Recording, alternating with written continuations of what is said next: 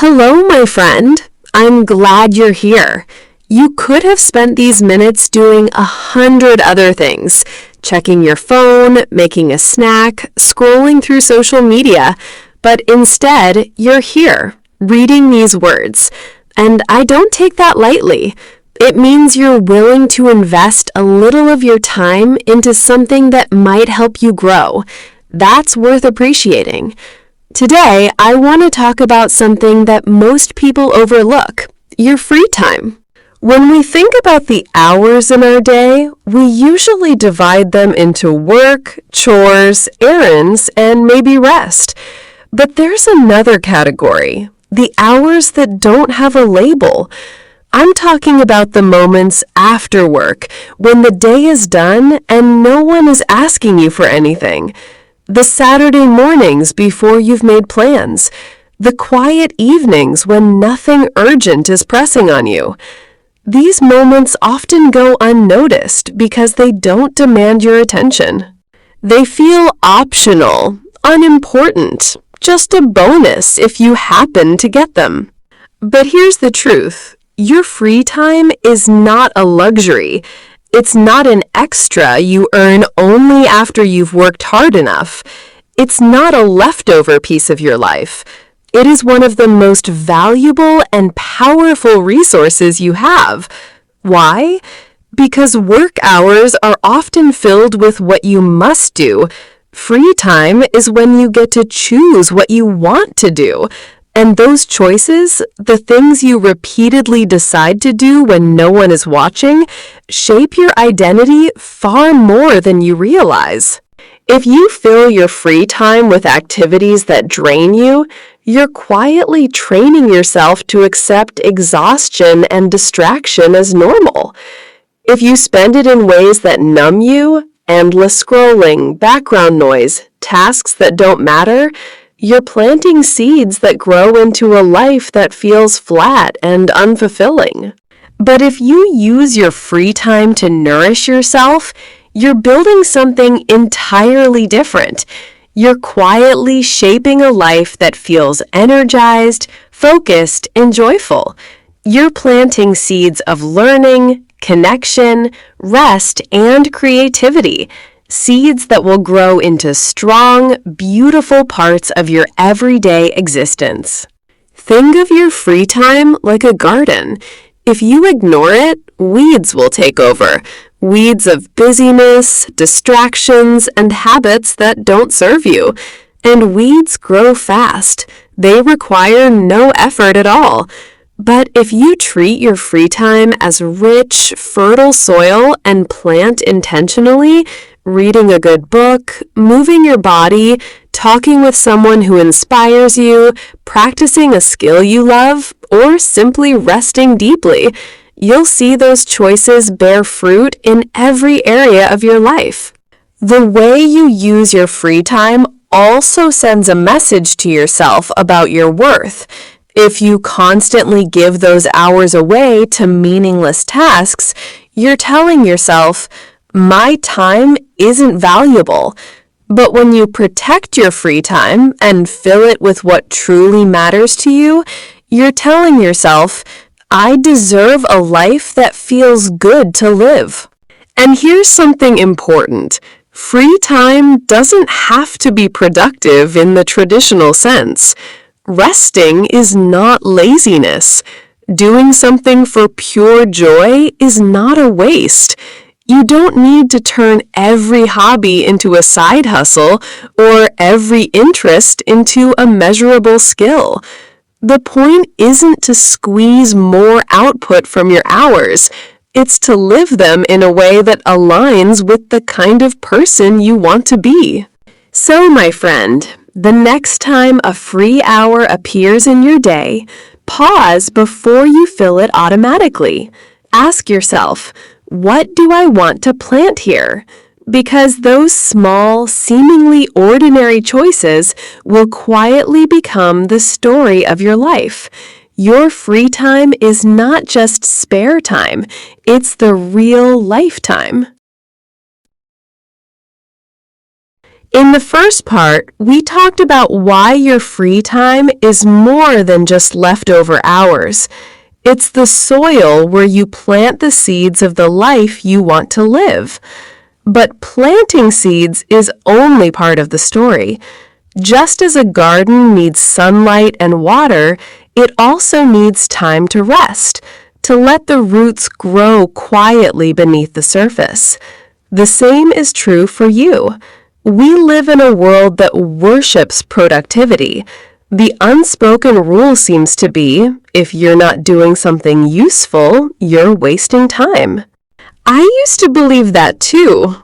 I thought rest was a privilege you could only deserve after pushing yourself to the absolute limit.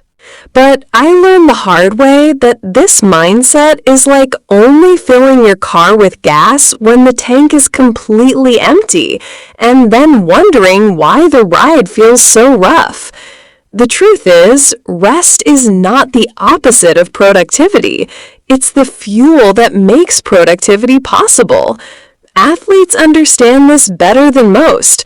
They don't train at maximum intensity every day without pause. They have recovery days because muscles grow and strengthen during rest, not during the workout itself. Your mind works in the same way. It needs downtime to process information, repair itself, and prepare for the next challenge.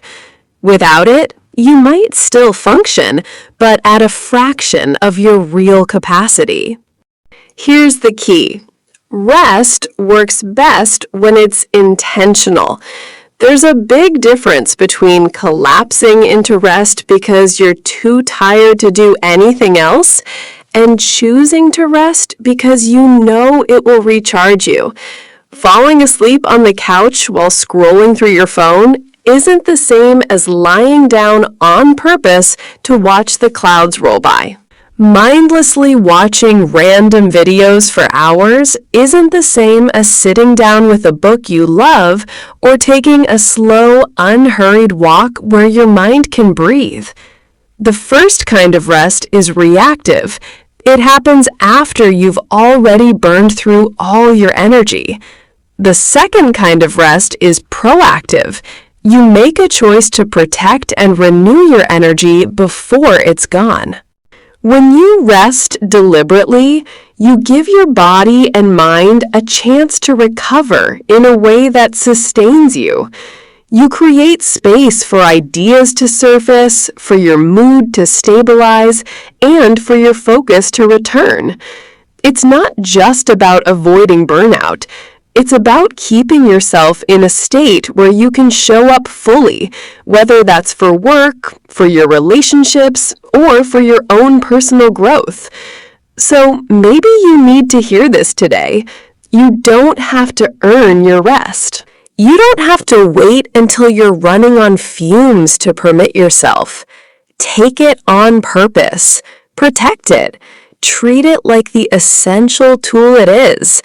Because when you let rest do its quiet, powerful work, you'll find that you can do yours with more clarity, energy, and joy. In the last part, we talked about rest and why it is a power tool.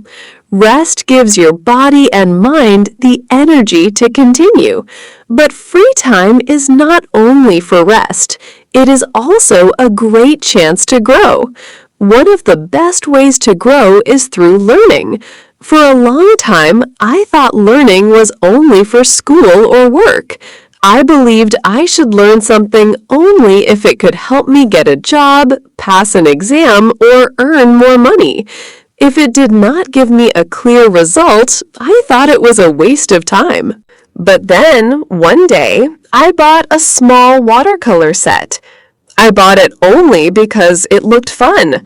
I did not plan to sell paintings. I did not want to join an art contest.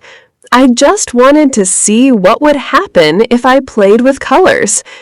That small decision changed my idea of learning. I learned that sometimes the best learning is done for no reason at all, only for joy. When you learn just for fun, There is no pressure. You do not have to pass a test. You do not have to show your work to a boss. You do not have to finish by a deadline. You can take your time. You can make mistakes and not feel bad about them. You can explore and follow your curiosity wherever it goes. And here is the surprise. Learning for joy often helps your work too. It keeps your brain active. It makes your thinking more flexible. It gives you new ideas that you can use in other parts of life. Your free time is the perfect space for this kind of learning. You can choose something that makes you curious. It does not need to be useful. It just needs to make you happy. Maybe you want to learn a language just because you love how it sounds. Maybe you want to try gardening without worrying if every plant grows perfectly. Maybe you want to cook a new recipe just to see how it tastes. Some of the most valuable skills in life come from hobbies that started just for fun. And sometimes these hobbies connect to your job or relationships in ways you cannot see at the start. For example, if you learn photography, it might later help you make better presentations. If you learn music, it might make you more patient and creative. If you learn cooking, it might give you a way to connect with friends and family. So, in your free time, allow yourself to learn something for joy. Do it because you like it, not because you must. Let it be light. Let it be fun. You might be surprised how much it grows you, not only in skills, but also in confidence and happiness.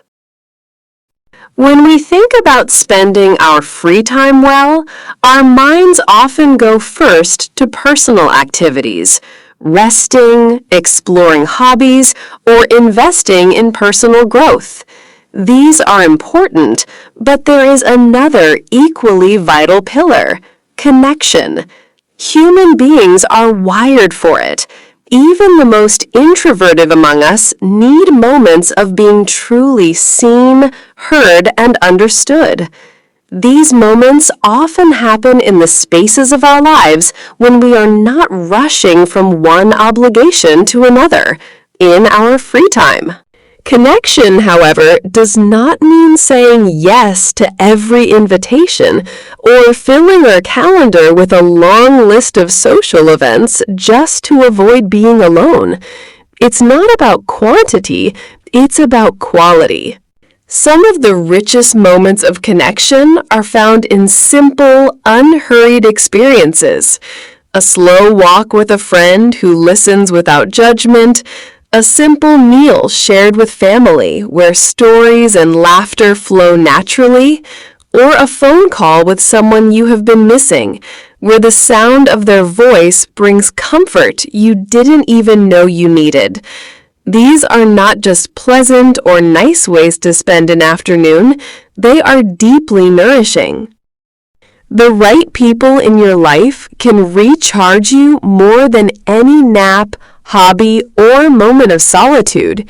They remind you that you are more than your to-do list, more than your productivity, and more than the roles you play each day. They remind you of your humanity. But there is another side to this truth. Protecting your free time also means protecting it from relationships that deplete you. If certain interactions consistently leave you feeling drained, anxious, or emotionally heavy, it is not selfish to create some space. It is healthy. Free time is not just about having hours without work. It's about how those hours make you feel. If you spend them in situations that sap your energy, you are not truly resting or recharging. Boundaries are not walls to shut people out. They are gates that you open or close depending on what supports your well-being. By choosing to invest your time in relationships that uplift you, challenge you in healthy ways, and make you feel valued, You allow connection to become a true source of fuel in your life rather than a hidden drain. In the end, meaningful connection is not something you stumble upon by accident. It is something you create, nurture, and protect. It grows when you choose presence over distraction, when you put down your phone to truly listen, and when you allow yourself to be open and authentic with the people you trust. The roots of connection sink deep into our lives, and when they are strong, they help anchor us through both the calm and the storms.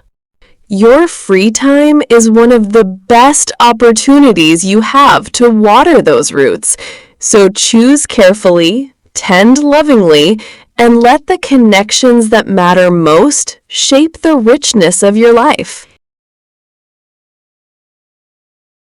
Here's the truth. If you don't take an active role in shaping your free time, it will shape itself, often in ways that leave you wondering where the day went. Hours can quietly slip away into distractions that feel pleasant in the moment, but offer little value in the long run. That's why being intentional with your free time is so important. It's not about scheduling every minute or removing all spontaneity. It's about having a loose framework that ensures your free time supports the kind of life you want to live. I like to think of free time as resting on three main pillars: rest, growth, and connection. Rest means giving your body and mind the chance to recharge through sleep, quiet moments, or simply slowing down. Growth involves exploring new skills, ideas, or experiences that expand your mind and abilities. Connection is about nurturing relationships that truly matter, spending time with people who make you feel understood and valued. When all three pillars are present in your week, your free time becomes a solid foundation for your well-being, rather than just a filler between obligations. If one pillar is missing for too long, the balance begins to shift. Rest without growth can leave you feeling stagnant. Growth without rest can push you toward burnout. Connection without rest or growth can leave you socially busy but personally unfulfilled. Each pillar plays a different but equally important role in building a meaningful, sustainable life. The goal isn't to balance these three pillars perfectly every single day. Life is unpredictable, and some days will naturally lean more toward one pillar than another. What matters is that you stay mindful and intentional, making small choices that steer you toward balance over time. Even small adjustments can have a big impact. You might schedule a walk outdoors instead of reaching for your phone and scrolling without purpose. You could set aside just 20 minutes for a hobby you've been neglecting, allowing yourself to enjoy the process without pressure. Or you could say yes to a coffee with someone who always leaves you feeling uplifted and inspired. By consciously shaping your free time around these three pillars, you transform it from a passive stretch of hours into a powerful tool for creating the life you want, one that feels energized, meaningful, and deeply satisfying.